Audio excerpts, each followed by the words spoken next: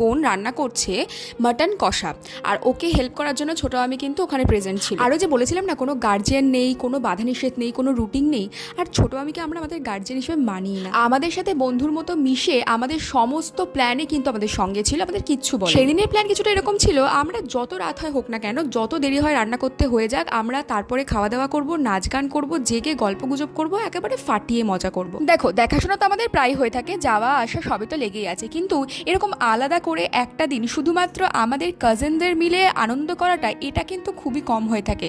তাই মাঝে মাঝে যখন এটা হয়, আমরা একেবারে দারুণভাবে এনজয় করি। আমাদের যেরকম ভাবে সেরকম কাজ। কিন্তু রাত 10:30টার সময় আমরা সমস্ত রান্নাবান্না কমপ্লিট করেছি, নাচানাচি করেছি, দারুণ গল্প গুজব করেছি। তারপরে ইচ্ছা হয়েছে হ্যাঁ এবার আমাদের রাতের ডিনারটা সেরে ফেলা যায়। তারপরে 12টার সময় গিয়ে আমরা রাতের ডিনার কমপ্লিট। আমার মামারা প্রায় একই অঞ্চলের মধ্যেই থাকে, তবে তাদের বাড়িগুলো একজনের থেকে আরেকজনের এই মিনিট 5-এর দূরত্বের মধ্যেই। তো সেই সমস্ত ভাই বোনেরা কিন্তু আমরা